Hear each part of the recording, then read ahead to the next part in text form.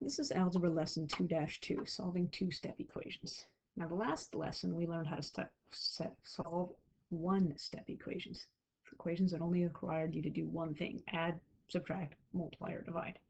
Now we're going to do two-step equations. Now, solving two-step equations, you must isolate the variable just like you did before. But to isolate a variable in a two-step equation, the order of operations is reversed. In the order of operations, you always multiply and divide before you add or subtract. But in a two-step equation, because we're undoing the addition and subtraction and the multiplication and division, you undo them in the reverse order. So you have to undo addition or subtraction first and undo multiplication or division second. If you do it in the reverse order, you're going to come up with some very obnoxious fractional answers for almost every single problem that you do. So it's really important that you understand that you have to get rid of anything that's added or subtracted to the variable first, and then get rid of anything that is multiplied or divided to the variable. All right, so in this first equation, it says 10 equals m divided by 4 plus 2. So m was divided by 4 and 2 was added to it. So the first thing we have to do is undo any addition or subtraction. Well, they added 2 to it, so we have to undo that. So we need to subtract 2 from both sides of the equation. And this is where showing your work vertically is really important, and showing your work neatly is even more important, because you're going to lose things, and you're going to lose negative signs, or you're going to lose track of where your variables are, or you're going to add or subtract incorrectly because you are not neat. So it's important that you take the time to spend the effort to be neat as you solve these equations. All right, so I subtract 2 from both sides of the equation. So plus 2 minus 2 cancels out, which means I'm left with m divided by 4 on the right side of my equation. On the left side of my equation, 10 minus 2 is 8. Now I have a one-step equation. So I'm going to solve this just like I solved my last equations. M is divided by 4. The inverse of dividing by 4 is multiplying by 4. So I'll multiply the right side by 4. I will multiply the left side by 4. These 4's cancel out on the right-hand side, leaving me with m, and 8 times 4 is 32. The last thing I should do is check my equation. You should always check your equations. I know many of you are probably not going to do that on your homework, but you probably should, and you definitely should if it's a quiz or a test. So I'm going to check my problem. So I have 10 equals m, which happens to be 32, divided by 4 plus 2. So when I go to check my equation, I have to do the order of operations in the right order. So division comes before addition, so I'm going to have 10 equals 32 divided by 4 is 8, and 8 plus 2 is 10, so that checks. My second problem here says that 7 equals 2y minus 3. So y was multiplied by 2 and subtracted 3 was subtracted from the 2y. So the first thing I'm going to do is undo any addition or subtraction. Since it was subtracted by 3, I'm going to undo that by adding 3 to the right hand side, and I have to add 3 to the left hand side. You have to show it on both sides so that you can show you have an equivalent equation. 7 plus 3 is 10. That's going to equal 2y, and these 3's cancel out. So now I have 10 equals 2y. To get y by itself, it was multiplied by 2, so I'm going to divide by 2. 10 divided by 2 is 5, so 5 equals y. Now I will check my answer to make sure that it is right. So 7 equals 2 times 5 minus 3. 7 equals 10 minus 3. Well, yes, it does, so that checks. Problem number 3. 13 equals y plus 3, excuse me, y divided by 3 plus 5. So they added 5 and divided by 3, so I'll undo the addition and subtraction first, which means I have to undo the added 5. So I will subtract 5. 13 minus 5 is 8. 8 equals y divided by 3. So since y was divided by 3, the next thing I will do is multiply by 3. So I'll multiply this side of the equation by 3. I will multiply this side of the equation by 3. These two 3's cancel out, leave me with a happy little y right here, and 8 times 3 is 24. So y equals 24, or 24 equals y. To check, 13 equals 24 divided by 3 plus 5. Well, 13 equals 24 divided by 3 is 8. 8 plus 5 is 13, so 13 equals 13. This definitely checks.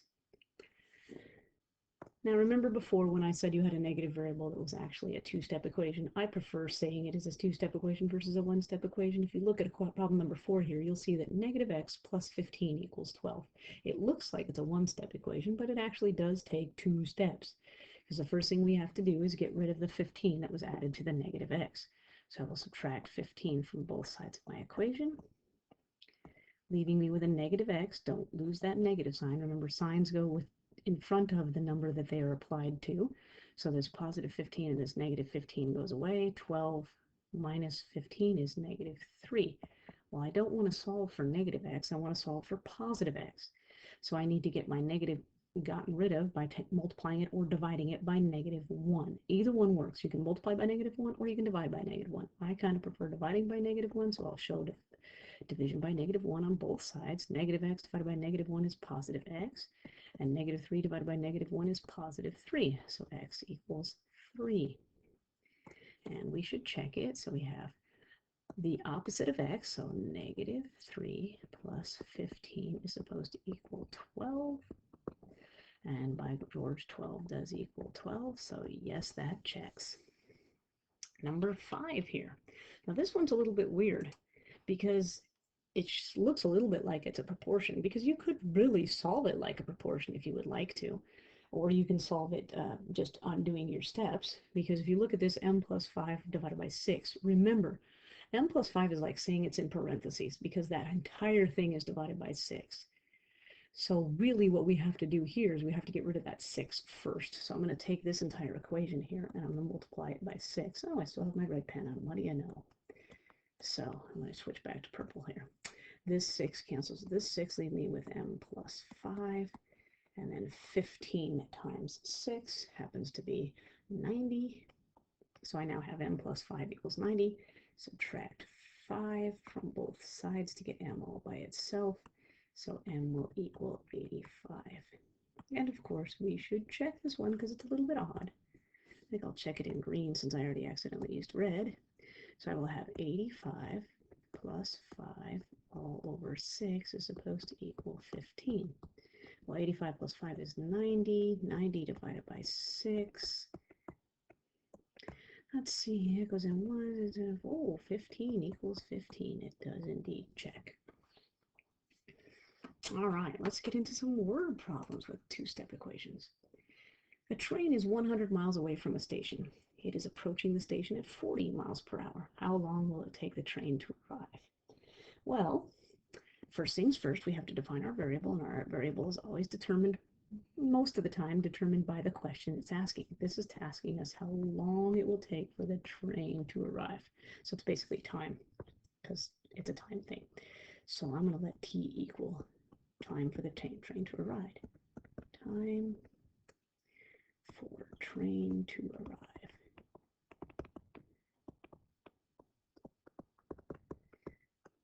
Okay. Hopefully you remember from long time ago in your mathematics that distance equals rate times time. The distance you travel is equal to the rate that you're going multiplied by the time that you are traveling for. So distance equals rate times time. So knowing that, the train is 100 miles away. That's our distance. Okay. The rate, well, 40 miles per hour is our rate, times our time. Time we don't know, so that's t. So our equation would be 100 equals 40t. So this is our rate, and this is our time. So knowing that 100 equals 40t, to get t all by itself, I'm going to divide by 40. And 100 divided by 40. So you drop a 0 off of each one of those, and I have 10 over 4. 10 over 4 reduces to 5 over 2, so 5 over 2 equals t, which is a really weird way of answering something, because if I said that it's going to take 5/2 hours, that's not going to make sense to a lot of people. So this one I would change into an improper fraction, or excuse me, from an improper fraction to a mixed number, or change to a decimal. 5/2 is the same as saying 2.5, or 2.5.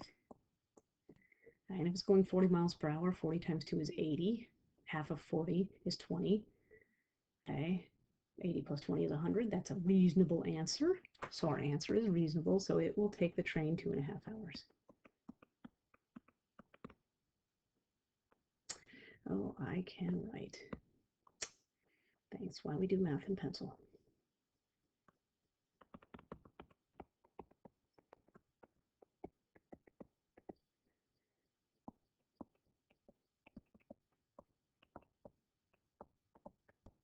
There you go. Always answer word problems in a complete sentence. Number 7 says, you're going to order some flowers. You are in charge of the school dance, and they are going to have flowers at the school dance. So you decided you better order them from a catalog because they're much cheaper. So you flip through your catalog and you find that flowers cost $1.80 each. The shipping charge is $5, not $5 per flower, $5 total. If you have $46.40, it's $46.40 to spend. How many flowers can you order? Okay, so first of all, define our variable. Our variable is asking us how many flowers can we order. So I'm going to let f equal number of flowers.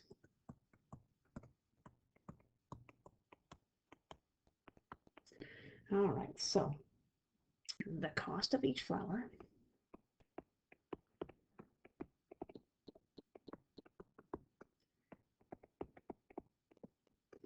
times the number of flowers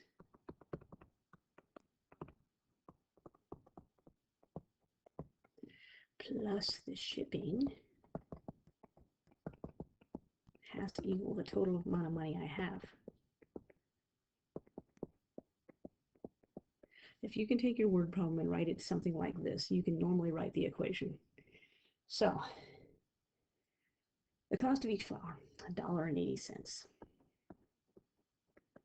The number of flowers, I don't know. That's what I'm supposed to find. So I'm just going to leave that as my variable. So 180 times f. We don't have to put a multiplication symbol between numbers and variables. You can, but you don't have to. Shipping is $5. And I have a total of $46.40 to spend. So 1.80f plus 5 equals 46.40. Nice two-step equation there. So what I need to do here first is I'll subtract 5 from both sides of the equation because I have to undo addition or subtraction first. So I undo that addition and I get 1.80f is equal to 46.40 minus 5 is $41.40.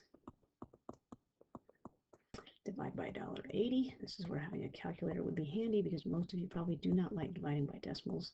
So I would suggest you have a calculator handy so that you can do this division.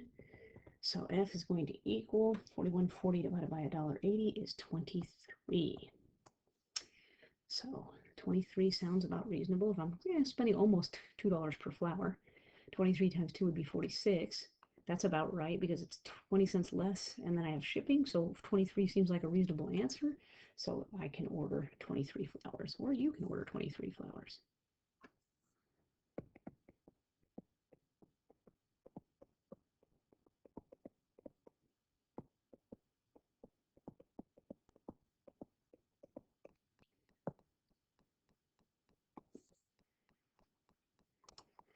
Okay. Now, when you use deductive reasoning, you must state your steps and your reason for each step using properties, definitions, or rules. You can't just say, it's that way because I said so. So if anybody ever asks you, how did you solve this problem? You can't say, well, I did this. Why did you do that? Because. You can't answer because. You have to give a reason as to why you solved something the way you solved it. So therefore, you need to justify each step. Now you're going to do a lot of this in geometry. Justification of steps, it's called proofs. Here in algebra, we're going to do it once in a while, but it's always a good idea to look at it and make sure that you understand what is being done. So we're going to walk through how you would justify each step of solving an equation. So if I have 10 plus 2x equals 20, first thing I'm going to do, 10 plus 2x equals 20. That's my original problem. That's my justification for it. I have to start with something, and that's my original problem. So now I'm going to take this and I'm going to subtract 10 from both sides because in a two-step equation, you want to do addition or subtraction first. Subtracting 10 is the subtraction property of equality. And I don't have a problem if you abbreviate a little. Don't abbreviate so much that I cannot figure out what in the world you're talking about. So once I've subtracted that 10, I have 2x equals 20 now. That's basically what we did was we simplified it. We performed the subtraction to both sides of the equation. So now I look at that and I go, ooh, 2x equals 20.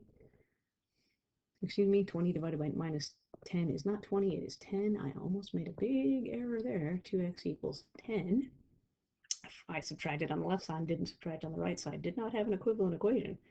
So 2x equals 10. To solve for x, I divide by 2, so I'm going to divide by 2, and that's the division property of equality.